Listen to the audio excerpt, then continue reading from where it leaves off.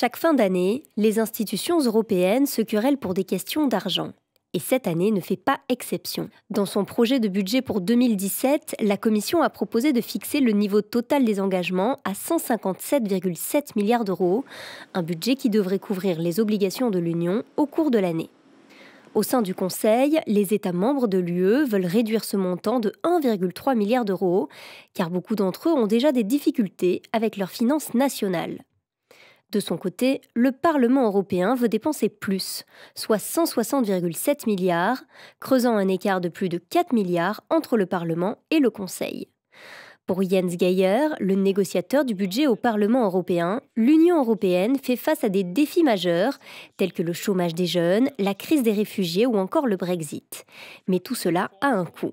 You cannot, on the one hand, demand that Europe plays a decisive role in solving European problems, and on the other hand, demand that it has to do exactly that with less and less money. That's simply impossible.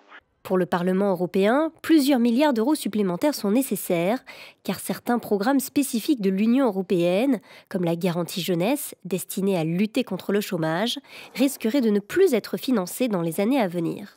À l'heure actuelle, 80% du budget européen est alloué à l'agriculture et aux régions pauvres. De ce fait, la marge de manœuvre financière de l'Union européenne pour faire face à des besoins imprévus est réduite, à la fois pour ce qui concerne le budget annuel, mais aussi le programme pluriannuel. C'est pourquoi le Parlement européen souhaite procéder à une révision à mi-parcours du budget de 7 ans, tout en décidant en même temps de l'argent pour l'année prochaine. Grégory Claes, chercheur associé à Bruegel, considère que le point de vue du Parlement est compréhensible.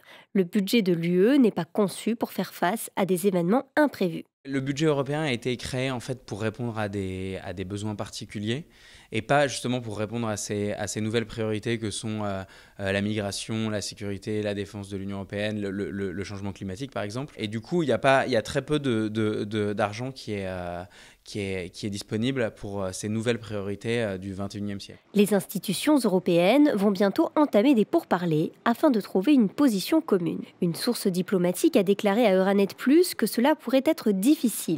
Les États membres de l'Union européenne, qui contribuent à 80% du budget, veulent simplement parler de l'argent pour l'année prochaine et ne veulent pas faire en même temps, comme le Parlement le réclame, une révision du budget à long terme.